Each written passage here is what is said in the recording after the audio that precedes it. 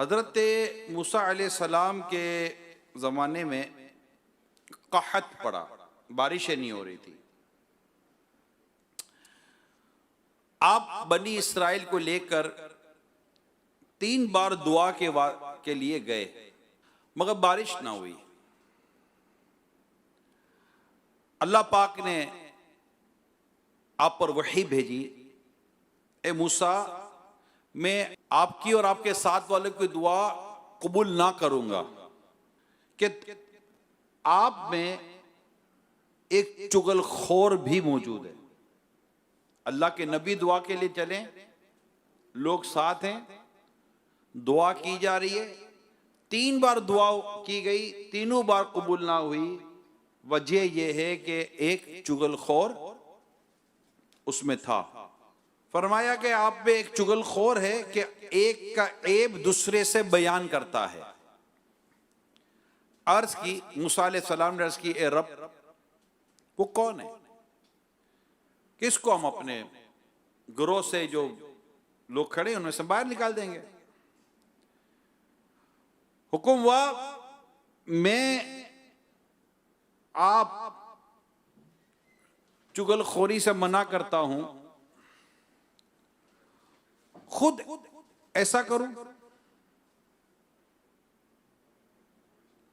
मूसा अलैहिस्सलाम ने फिर सबको तौबा करवाई। जब सबने तौबा की और दुआ मांगी तो बारिश बरसने लग गई। मेरे प्यारे इस्लामी भाइयों, आज मैंने दुआ का मौजू लिया, इसकी खास वजह है। ये खास एक चीज है जो हम करते हैं, दुआ। यानी तकरीबन आप भी आए होंगे ना, तो आपको आपकी अम्मी ने कहा होगा बेटा दुआ करना, अब्बू ने कहा होगा बेटा दुआ करना, बच्चों ने कहा होगा दुआ करना, बीवी ने कहा होगा दुआ करना, भाई बहनों ने कहा होगा दुआ करना, महल्ले वालों ने, अल्लाह जिन जिनको आप बताकर आए होंगे सब ने कहा होगा यार दुआ करना है। और आप खुद आए होंगे यार मैं दुआ करूंगा। आप में से कईयों के कितने मसाइल होंगे, कितने दुख होंगे, कितने दर्द होंगे, कितने परेशानियां होंगी, कितने मकासिद होंगे जो नहीं हो पूरे हो रहे होंगे। चलो चलते हैं तकाफ में दुआ करेंगे, क्योंकि दुआ की कबूलियत के जो मकाम है ना, उसमें मजलिस और इज्तिमा भी होता है, जहां लोग जमा होते हैं। क्योंकि जहां 40 अल्लाह के नेक बंदे हों, उस पर अल्लाह का वली जरूर होता है। अब किसकी दुआ की, किसकी आमीन सबका बेड़ा पार कर दे, तो ये एक अलग होता है। और पूरा माह रमजान कबूलियत दुआ का महीना है, और जुम्मा खास कबूलियत दुआ, और जुम्मा की खास घड़ियां कबूलियत दुआ। मसलन 2 खुतबों के दरमियान दुआ कबूल होती है। इसी तरह जुम्मा को गुरूब आफ्ताब से पहले, जैसे इस वक्त जो हमारा इफ्तार, दुआ इफ्तार का वक्त होता है जुम्मा का, ये भी एक खास वक्त है। यानी ये रमजान के अलावा भी ये वो घड़ी है जिसमें जुम्मा का रोज दुआ कबूल होती है। और फिर उसमें रमजान, फिर इसमें रोजे, फिर जहन्नम से आजादी का शिरा, फिर इतिकाफ, फिर मस्जिद, फिर हजारों मोतकीफ, और हम में एक वली कामिल भी मौजूद। और भी वली होंगे अल्लाह के नेक बंदे, औलिया कराम, मगर एक हमारे सामने हमारा हुस्न ज़न है कि अल्लाह पाक ने इनको अपनी विलायत से नवाजा हुआ है। हमारा हुस्न ज़न है, हुस्न ज़न पर तो कोई पाबंदी थोड़ी है। अच्छा गुमान है इनके, अच्छा गुमान इनके बारे में नहीं करेंगे तो फिर क्या होगा? ठीक है, तो ये इतनी, अब कबूलियत दुआ ये एक अमल हो गया। और तकरीबन हम सब का यही है कि यार दुआ करना। अभी भी आप एक दूसरे के यार दुआ में याद रखिएगा, दुआ में याद रखिएगा, आप दुआ कर दो यार। आए नहीं आप दुआ करो, मैं बड़ा गुनाहगार हूं, आप दुआ करें। नहीं यार मैं कहा आप इतनी दुआ दुआ दुआ दुआ। अब मैंने जो आपको वाकया सुनाया, ये वाकया ऐसा है कि हजरत मूसा अलैहिस्सलाम अपने साथियों के साथ, लोगों के साथ, बनी इसराइल के साथ दुआ कर रहे हैं, और दुआ कबूल नहीं हो रही कि इसमें एक चुगलखोर है। तो पता चला कि दुआ करने से पहले, दुआ करने से पहले करना यह चाहिए कि तौबा करनी चाहिए कि गुनाहों में मुब्तला होना, यानी वो चीजें जो कबूलियत दुआ में रुकावट है, जिसकी वजह से दुआ कबूल नहीं होती। मैंने आज मौजू ये लिया है कि जो कबूलियत दुआ में रुकावट है, इनमें मैंने आज आपको पहला जो पॉइंट दिया है वो ये है कि गुनाहों में तलव्वुस लिखा हुआ है, यानी गुनाहों में मुबतला रहना। आला हज़रत फरमाते हैं अगरचे ये भी सबब है, यानी ये सबब है और ये है कि इनकी अहमियत है कि इस वास्ते दुआ से पहले तौबा करनी चाहिए, इस्तगफार करना चाहिए, जिनके हुकूक है उनको अदा करना चाहिए, गुनाह के छोड़ने का पक्का अज़म होना चाहिए। अब दुआ करे, इंशाल्लाह दुआ कबूल हो जाएगी। यानी हमारा भी ऐसा होता है, दुआ ऐसे दुआ कबूल ना होने की कई चीजें मैं अभी अर्ज करूंगा। ये मेरा पहला पॉइंट है कि ये एक वजह होती है। सच्ची तौबा करें। अल्लाह फरमाते उदउनी अस्तजिब लकुम, मुझसे मांगो मैं दुआ कबूल करता हूं। अल्लाह फरमाता है कि मैं जब मुझसे दुआ मांगी जाती है, जब मेरा बंदा मुझे पुकारता है तो मैं इनके करीब होता हूं। जब वो मुझे पुकारते हैं मैं इनके करीब होता हूं, तो इनको चाहिए कि मेरी फरमाबरदारी करें। तो अल्लाह पाक तो हमारी दुआ सुनता है, वो तो समी है ना, वो तो बसीर है, तो सुनता है। अब है कि दुआ मेरी कबूल नहीं हो रही, इसके कई असबाब हो सकते हैं, लेकिन हम उस तरफ जाएं कि जिस तरफ हमें ये महसूस हो कि हाँ यार ये भी तो वजह है, ये भी तो एक चीज है कि जो दुआ कबूल नहीं हो रही।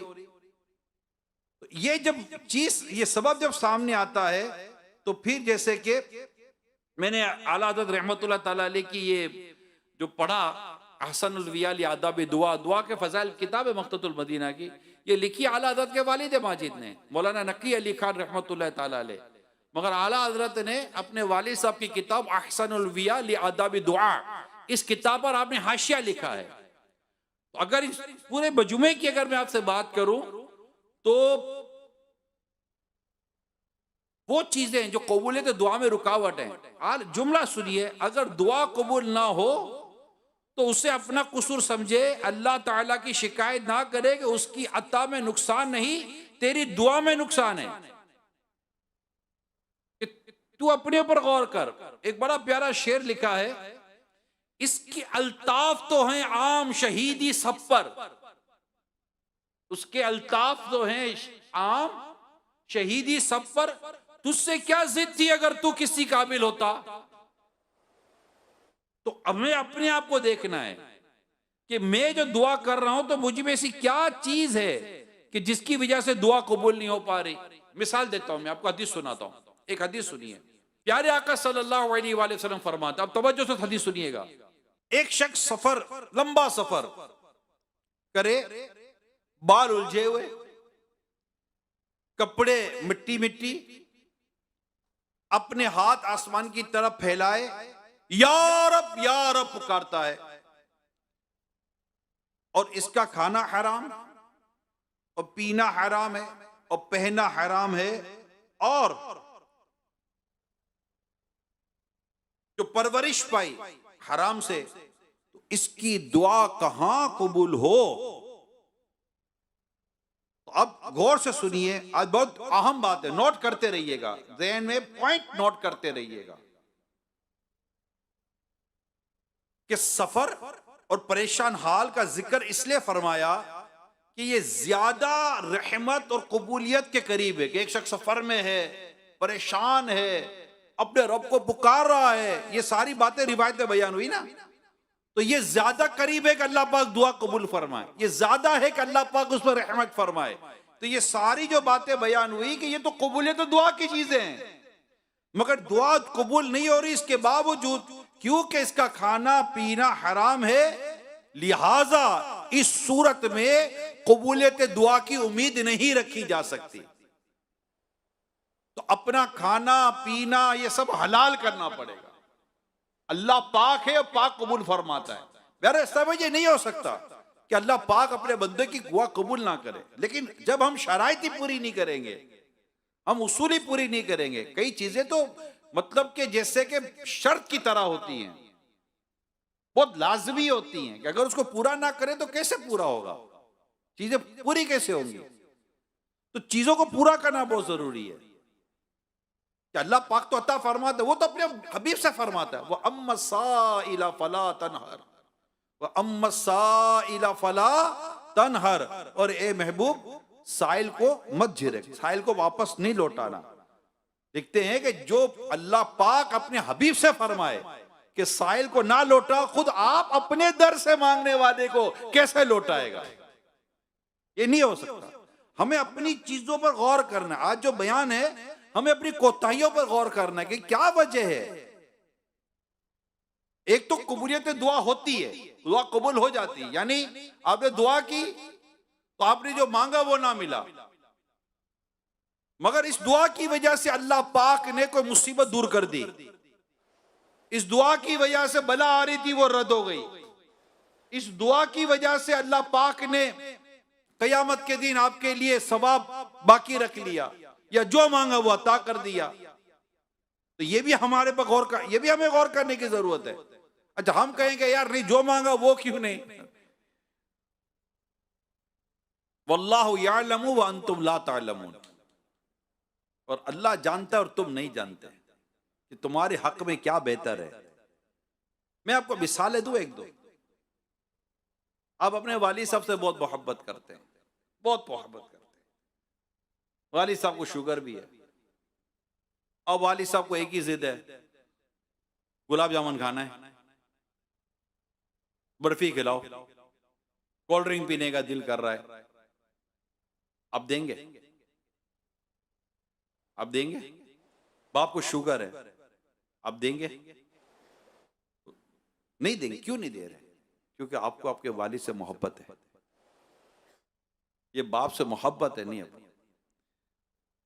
वो तो अपने लिए मांग रहे हैं, लेकिन आप औलाद हो, इसी तरह औलाद भी मांगती है कि ये चाहिए वो चाहिए। बाप नहीं देता, मां नहीं देती। क्यों? वो जानते हैं कि इसको नुकसान हो जाएगा। राइट?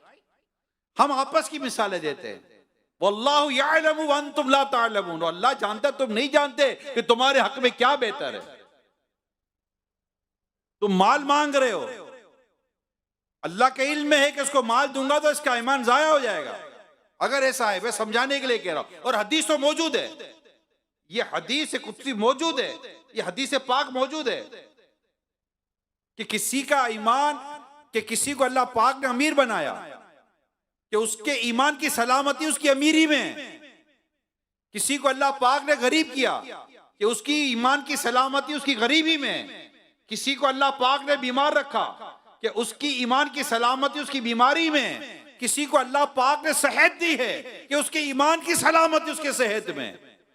ये अल्लाह को मालूम है। हम मांग रहे होते हैं, हमारे हक में बेहतर नहीं होता। एक बड़ा जमींदार था, उसके बारे में मशहूर हो गया कि इसको जो मांगो देता है, जो मांगो देता है। एक किसान आ गया उसके पास,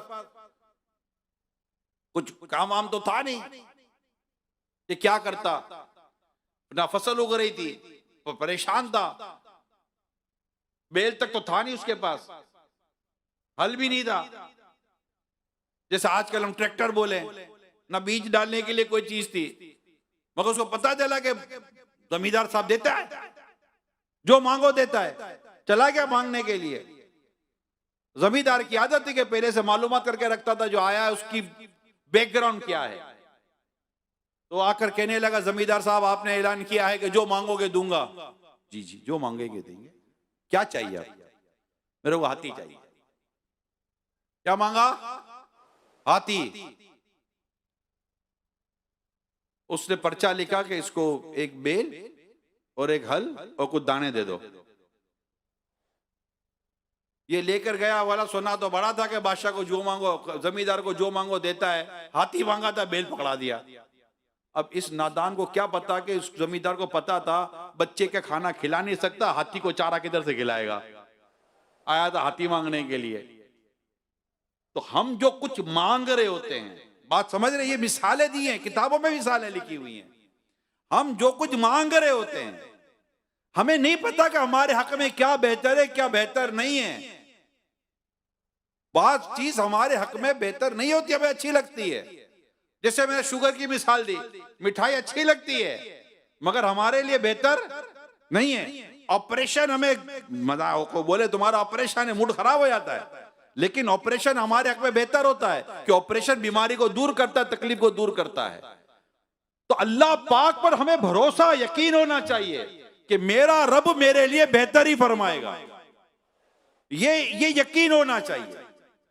और अब अल्लाह रब से मांगे। आप गौर कीजिए, मौलाना नईमुद्दीन मुराद आबादी रहमतुल्लाह ताला अलैह एक बड़ी प्यारी बात लिखते हैं किताब के अंदर, यही आसानुल बिया लि आदाब दुआ में है, बड़ी खूबसूरत बात है। मैं आपको वो इबारत पढ़ के सुनाता हूं कि मजमून कितना प्यारा है, गौर से सुने। आप लिखते हैं अल्लाह ताला बंदों की दुआएं अपनी रहमत से कबूल फरमाता है और इनके कबूल के लिए चंद शर्तें, इनके कबूल के लिए चंद शर्तें हैं। नंबर 1 इखलास, जो दुआ में होना चाहिए। नंबर 2 कल गैर की तरफ मशगूल ना हो, मांग अल्लाह से रहें, दिमाग कहीं और है, दिल कहीं और है, ऐसा नहीं होना चाहिए। नंबर 3 वो दुआ किसी अमरे ममनुआ ब मुश्तबिल हो, यानी किसी ऐसी बात पर ना हो जिसकी इजाजत नहीं है, मना है, वरना वो दुआ कबूल नहीं होगी।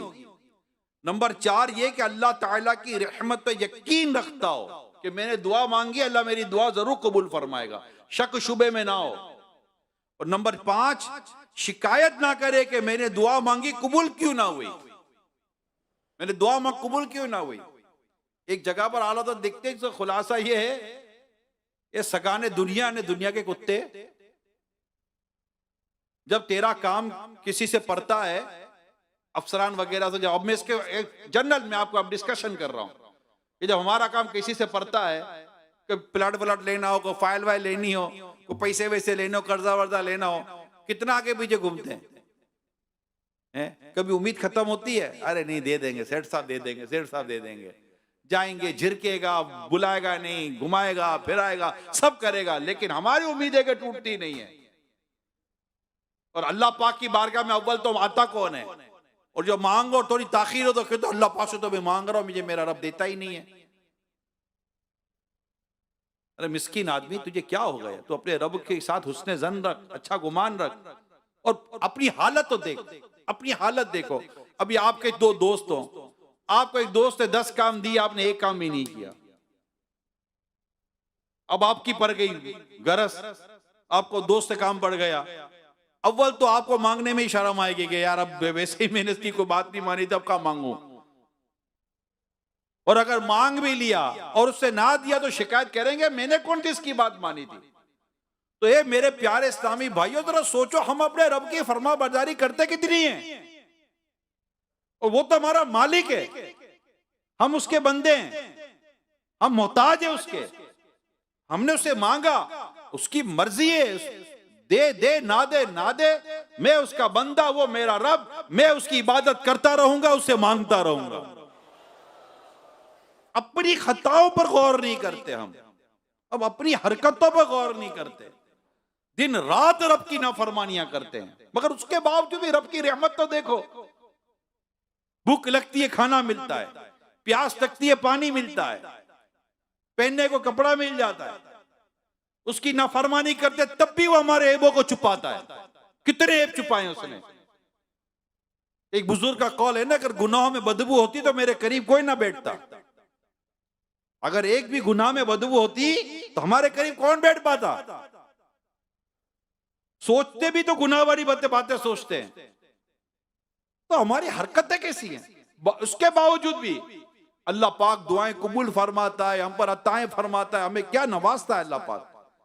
मेरे प्यारे इस्लाम भाइयों, दुआ की कबूलियत की ये खास रातें, जो रात गुजरी 23वीं ताक रात थी, अब तो सारे बता आखिरी अशरा जहन्नम से आजादी का अशरा, और बिल्कुल रमजान अब जाने को है ना, रमजान जाने को है। एक बेचैनी सी होनी चाहिए, या अल्लाह 22 रोजे चले गए, 23वां रोजा शुरू हो गया, मैं वहीं के वहीं खड़ा हूं, मैं अभी तक सुधर नहीं सका, मेरी पूरी दाढ़ी नहीं आई, मेरे सर पर इमामा नहीं आया, चेहरे मेरे सर पर जुल्फे नहीं आई, मेरा लिबास नहीं बदला, मैं नमाज का आदी नहीं बना, मैं गाने बाजे छोड़ने, यानी जो जो जो आदतें गुनाह भरी जिसके अंदर हैं वो अर्ज तो करे अपने रब से, मौला 22 रोजे खत्म हो गए, रमजान चला गया, 8 रोजे कमोबेश रह गए, मैं 22 में नहीं बदला, अब 8 में कैसे बदलूं? गाने बाजों की आदत थी तो है, नमाज कज़ा करने की आदत थी तो है, फिल्में ड्रामे गाने बाजों की आदत थी तो है, गालियां वालियां देने की आदत थी तो है, दाढ़ी मुंडाने की आदत थी तो है, माँ बाप को सताने की आदत जो थी वो है, दिल आजारिया करने की आदत जो थी वो है, तो मुझे फर्क क्या पड़ा है? मैं सुधरा कहाँ हूं? मैं तो जहां था वही खड़ा हूं। बल्कि माह रमजान में तो ये गुनाह और सख्त हो जाते थे, मैंने तो इसका भी लिहाज ना किया, दिन दहाड़े रोजे में और रातों को गुनाह करता रहा, खेल कूद तमाशे, क्रिकेट फुटबॉल पता नहीं क्या क्या तमाशे कर कर रमजान की रातों की बरकतों को मैं जाया करता रहा, खाने पीने से मतलब रखा। और वो बदकिस्मत जो रमजान के जानबूझ के रोजे कज़ा करता रहा, वो क्या अपने रब से अर्ज नहीं करेगा, मौला 22 रोजे हो गए, मैं वही के वही खड़ा हूं, बल्कि और पीछे चला गया, मौला बदलने वाले बदले, बेनमाजी नमाजी बने, दाढ़ी मुंडे दाढ़ी वाले बने, सुन्नतों को छोड़ने वाले सुन्नतों पर अमल करने वाले बने, जो रोते नहीं थे तेरी याद में रोने वाले बने। मौला मैं ना बदल सका, बोला 8 दिन रह गए रमजान के, अगर मैं ऐसा के ऐसा ही रहा तो मौला मेरा बनेगा क्या? कि दुआए जिब्रील कि जो रमजान पाए और अपनी मग़फ़िरत ना कराए उसकी ना खाक आलूद हो, और दुआए जिब्रील पर आमीन कहने वाला मेरा प्यारा हबीब मुस्तफा करीम है सल्लल्लाहु अलैहि वसल्लम। ये दुआ कैसे कबूल ना हो? मगर कोई ऐसी यानी घबराहट जिसको कहते ना, मेरी बात समझ रहे हैं आप, घबराहट, ओए ओए 22 रोजे चले, अब क्या होगा, अब क्या होगा? अरे जिसको करोड़ रुपए की सैलरी देनी हो, 28 तारीख हो गई हो, 1 रुपए की आमदनी ना हो, 500,000 आदमी इसके जान पर खड़े हो कि हमको पहली को सैलरी मिलेगी, जेब में पैसा नहीं है, उसकी घबराहट का आलम क्या होगा? समझाने के लिए कह रहा हूं, इन सबको घबराहटें होती हैं। यहां माह रमजान जा रहा है और मुझ में फर्क नहीं आया। अच्छा फर्क तो आया, कंफर्म यही तो नहीं है ना होगा कि मेरी बख्शिश हुई कि नहीं हुई। यानी ये वो चीजें हैं जो हमें दुआ पर उभारती हैं और इन घड़ियों के लिए हमें और प्रिपेयर करती हैं कि ये घड़ियां मजीद हैं। ला तक़नतु मिन रहमतिल्लाह, अपनी रब की रहमत से मायूस ना हो, अल्लाह की रहमत से मायूस नहीं है, अल्लाह की रहमत से ये मायूस नहीं है, हो जाएगा अत्तार की बख्शिश का बहाना। अल्लाह की रहमत से ये मायूस नहीं है, हो जाएगा तार की बख्शिश का बहाना, हो जाएगा हम सब की भी बख्शिश का बहाना। अल्लाह की रहमत से ये मायूस नहीं है, हो जाएगा तार की बख्शिश का बहाना, हो जाएगा तार की, हो जाएगा हम सब के लिए बख्शिश का बहाना। रहमत से मायूस नहीं है। उस रब या अल्लाह या रब है बख्श देना बंदों को काम तेरा, ला तक न तू सुना हमने कलाम तेरा, ला तक न तू सुना हमने कलाम तेरा। सच्ची तौबा करनी है, जो मेन पॉइंट है ना, है सच्ची तौबा करनी है, सच्ची तौबा। या अल्लाह माफ कर दे, कान पकड़कर अपने रब से माफी मांगे और उस रब्बे करीम की बारगाह में उसका वसीला पेश करे, जिसका वसीला बहुत बड़ा है, प्यारे आका सल्लल्लाहु अलैहि वसल्लम का वसीला, जिनके सदक़े में रमजान मिला, जिनके सदक़े में कुरान मिला। वो क्या है जो इनके सदक़े में हमने पाया नहीं है? और वो रहमतुल लिल आलमीन है। उनकी एक बार निगाह करम हो गई ना, तो इंशाअल्लाह हमारा बेड़ा पार हो जाएगा, हमारा बेड़ा पार हो जाएगा कि बस आका हम पर निगाह करम कर दें और हमारी सिफारिश अपने रब के हुजूर अर्ज कर दे कि या अल्लाह मेरी उम्मत पे करम कर दे, हम पर करम हो जाएगा। हम सच्ची तौबा लाएं मेरे प्यारे इस्लामी भाइयों, सच्ची तौबा। मुजरिम गुनोसिया और लाई के सजा हो, मुजरिम गुनोसिया हो और लाई के सजा हो, लेकिन हबीब का वो, लेकिन हबीब का वो मुझ पर इताब कैसा, लेकिन हबीब का वो मुझ पर इताब कैसा। तू मुझको बख्श या रब, गुनाही के सजा हो, तू मुझको बख्श या रब, बोला गुनाही के सजा हो, बोला तू मुझको बख्श या रब, गुनाही के सजा बख्शे जा रहे, बोला मैं भी हूँ, बोला तू मुझको मैं भी हूँ, बोला रब, मैं भी हूँ, बोला मैं रह ना जाऊँ, बोला गुनाही के सजा हो, तू मुझको बख्श या रब,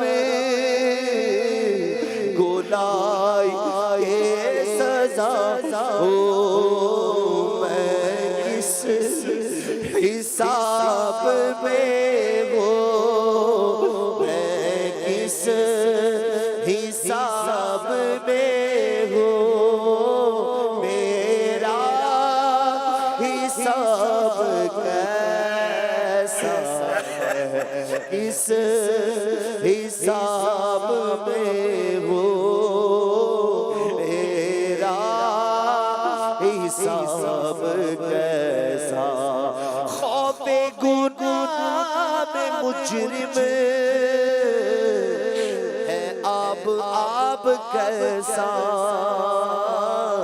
जब रब है मुस्तफा का, जब रब है मुस्तफा का, जब रब है मुस्तफा का, जब रब है मुस्तफा का, जब रब है मुस्तफा का, फिर इसे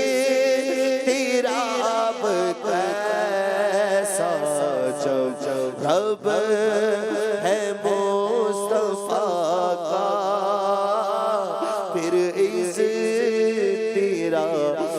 कैसा। मेरे आला हज़रत रहमतुल्लाह ताला अलैह लिखते हैं, क्यों रजा कुड़ते हो हंसते उठो, क्यों रजा कुड़ते हो हंसते उठो, जब वो गफ्फार है क्या होना है।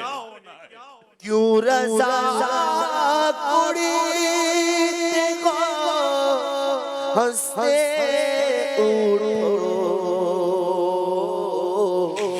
क्यों रज़ा कुड़ते हो हंसते उठो, जब वो गफ्फार है क्या होना है, जब वो गफ्फार है होना। या अल्लाह हमारे हाल पर रहम कर और हमारे गुनाहों को माफ कर दे। आज जुम्मा है मौला, आज जुम्मा है मौला। सबबत रहमती अला ग़ज़बी। यानी हदीस पाक में है कि अल्लाह फरमाते हैं कि मेरे गज़ब पर मेरी रहमत हावी है। सबबत रहमती अला ग़ज़बी, जब से तूने सुना दिया या रब, तो आसरा में गुनाहगारों का, आसरा में गुनाहगारों का, और मज़बूत हो गया या रब। मैं आपको हमारे रब के करम की एक झलक बताता हूँ। इतना करीम है मेरा रब, इतना करीम, इतना रहीम, अपने बंदों पर इतना लुत्फ व करम करने वाला है हमारा अल्लाह। एक मर्तबा एक शख्स, उसके हाथ में शराब की बोतल थी, जा रहा था, सामने से सैयदना उमर फारूक आज़म रज़ियल्लाहु ताला अन्हु तशरीफ लिया अमीरुल मोमिनीन। उसने जैसे ही देखा अमीरुल मोमिनीन तशरीफ ला रहे हैं, डर गया। अमीरुल मोमिनीन ने अगर शराब देख ली तो मैं तो फंस जाऊंगा। शराब की बोतल हाथ में, अपने रब से अर्ज करता है, मौला तेरे बंदे की इज्जत बचा ले, मैं तौबा करता हूँ आज के बाद शराब नहीं पीऊंगा। उसने अपने रब से दुआ की। फारूक आज़म रज़ियल्लाहु ताला अन्हु करीब आते, उससे फरमाते बता इसमें क्या है। जब लेते हैं तो देखते हैं कि वो शराब को अल्लाह पाक ने सिरके में बदल दिया। लाज रख ले गुनाहगारों की, लाज रख ले गुनाहगारों की, नाम रहमान है तेरा। अब रह गए चंद दिन, सिर्फ चंद दिन रह गए। जहन्नम के दरवाजे बंद हैं, जन्नत के दरवाजे खोल दिए गए। अल्लाह पाक की रहमत अपने बंदों को पुकारती है। अगर रमजान चला गया और हमारी मग़फ़िरत ना हुई, हम कहीं के नहीं रह गए। अपने रब के हुज़ूर सच्ची तौबा करनी है, दुआ मांगनी है। जुमा है, बड़ी बरकत वाला दिन मिला है, उसकी रहमत बहुत बड़ी है। हम अपने रब की रहमत से मायूस नहीं है, सच्ची तौबा करेंगे, अल्लाह पाक राजी हो जाएगा, हमारी बख्शिश कर देगा। हमेशा अपने रब की फरमाबरदारी की नियत कर लो। आज के बाद हमारी कोई नमाज कज़ा नहीं होगी, गाने बाजे नहीं सुनेंगे, फिल्में ड्रामे नहीं देखेंगे, माँ बाप को नहीं सताएंगे, दाढ़ी ही नहीं मुंडाएंगे, एक मुट्ठी से नहीं कटाएंगे, झूठ नहीं बोलेंगे, कि चुगली, बस गुनाहों से बचेंगे। अल्लाह ताला और उसके प्यारे हबीब सल्लल्लाहु अलैहि वसल्लम की फरमा बरदारी करेंगे। अल्लाह पाक जुम्मतुल मुबारक के सदके में बरकत, इसके सदके में अल्लाह हमारे गुनाहों को माफ करे।